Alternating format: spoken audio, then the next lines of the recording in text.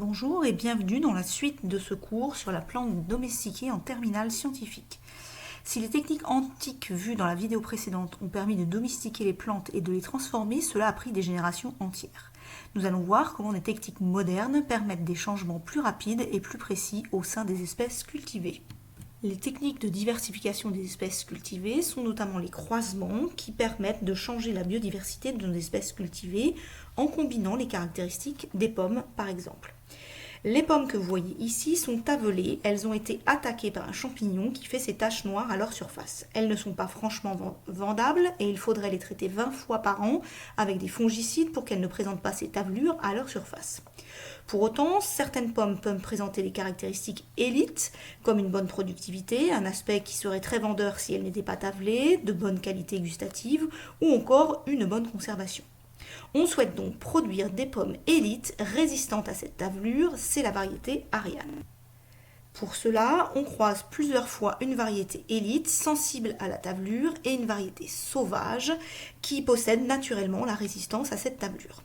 Mais on sait bien que les croisements ayant des brassages se faisant au hasard, ils n'aboutissent pas toujours à l'association du meilleur des deux parents, comme le montre bien Guillermo Mordillo dans ce dessin humoristique où le pauvre girafant n'a pas gagné à la loterie génétique. Pour revenir à nos pommes, il faut donc croiser plusieurs fois celles-ci et vérifier que les caractères élites et la résistance à la tavelure sont présents dans les descendants en effectuant une sélection, comme vous voyez ici, des plantules puis des fruits. Cela prend du temps, dans ce cas-ci, nous en sommes à pratiquement 7 ans. D'une manière générale, la biodiversité des espèces cultivées a plutôt baissé dans les années 70 à 90, avec le rendement et l'esthétisme comme critères importants dans les croisements effectués. Mais depuis plusieurs années, il y a une reprise de conscience et un retour aux anciennes variétés, ainsi que des campagnes marketing pour limiter le gâchis et réhabiliter les fruits et les légumes dits moches, c'est-à-dire ceux qui ne sont pas conformes à l'esthétisme qu'on attend d'eux, mais qui pour autant peuvent contenir les mêmes quantités de nutriments. D'autres techniques, plus rapides, comme la transgenèse, permettent de créer de nouvelles variétés par génie génétique ou transfert de gènes chez les plantes cultivées. Ces méthodes se basent sur l'universalité de cette molécule, l'ADN. Universalité au niveau de sa structure, qui est la même partout, mais aussi de son langage. En effet, celle-ci peut être transcrite et traduite, quelle que soit l'espèce, puisque l'ADN est constitué des 4 mêmes nucléotides, les fameux ATGC, qui donnent le code pour les mêmes acides aminés des protéines. On peut ainsi transférer un gène de bactérie, par exemple, dans un maïs, il continuera à s'exprimer. C'est ainsi qu'a été créé le premier OGM, le maïs. En effet, les récoltes de maïs étaient décimées par les larves de ce papillon, la pyrale. Vous voyez que l'aspect du maïs n'est pas très vendeur et on n'a pas envie de le manger, ni même de le donner à son bétail. Les insecticides produits alors ne suffisaient pas à éradiquer cet insecte qui causait des ravages dans une culture très répandue, notamment en Amérique du Nord, où un grand nombre de bétail nécessite ce type d'aliments. Voici dans les grandes lignes la technique pour réaliser l'OGM du maïs. On commence par isoler un gène d'intérêt. Ici, c'est le gène bleu, issu d'une bactérie qui produit naturellement un insecticide qui permet de lutter contre la pyrale. Ce gène est extrait, puis il est introduit dans un vecteur, on le multiplie et on l'insère dans des noyaux de cellules de maïs en espérant qu'il s'implante à un endroit non létal. On trie ensuite les plants obtenus afin de vérifier ceux qui poussent bien et ceux qui ont incorporé le gène insecticide à un endroit qui fonctionne. On a ainsi créé un maïs synthétisant une protéine insecticide contre la pyrale.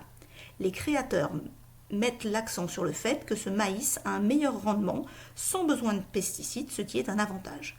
Pour autant, les détracteurs arguent quant à eux que la protéine pesticide pourrait être nocive et que des hybridations, voire des sauts de gènes pourraient s'effectuer sans contrôle sur d'autres cultures, comme cela se fait naturellement chez les plantes. Un deuxième exemple est le riz doré, étudié en travail dirigé. La technique est globalement la même. Les gènes CRT1 et CLY, prélevés d'une bactérie et d'une jonquille, permettent de synthétiser des bêta-caroténoïdes en grand nombre.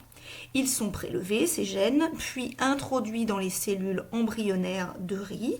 Après sélection, on obtient des plants de riz synthétisant une grande quantité de bêta-caroténoïdes, ce qui lui donne son aspect doré. Celui-ci pourrait réduire les carences en vitamine A, entraînant des cécités et la mort d'enfants dans des pays pauvres. On comprend donc l'intérêt de la création de ce riz. Pour autant, le riz doré de génération 1 avait une quantité insuffisante de bêta-caroténoïdes et il aurait fallu en ingérer un nombre beaucoup trop grand. Une deuxième génération de riz a cependant vu le jour afin d'augmenter cette quantité de bêta-caroténoïdes et de réduire la quantité de riz nécessaire par jour pour diminuer les carences. Malgré tout, l'utilisation de ces OGM pose toujours des questions d'ordre économique, sanitaire et social. Ces questions d'ordre éthique vont se poser de plus en plus, notamment un nouvel outil a vu le jour, les ciseaux génétiques CRISPR-Cas9 ont été découverts en 2012 par deux chercheuses, la française Emmanuelle Charpentier du Max Planck Institute of Injection Biology en Allemagne et l'américaine Jennifer Doudna de l'université de Berkeley. Ce véritable copier-coller génétique permet de créer des OGM assez simplement. Il suffit d'avoir déterminé ici le gène et de synthétiser un ARN complémentaire. Une fois cet ARN placé dans le système Cas9, il permet de découper précisément ce gène, soit pour l'éliminer d'un génome, comme pour le cas d'une maladie, soit pour le prélever et l'associer à un autre génome, comme pour le cas de gènes d'intérêt, comme nous l'avons vu précédemment. La technique est plus précise, plus rapide et nettement moins chère que tout ce que l'on utilisait jusque-là. Elle s'est donc répandue comme une traînée de poudre. Plus de 3000 laboratoires dans le monde utilisaient cette technique en 2017. Cela pose, vous l'avez compris, des soucis d'ordre éthique.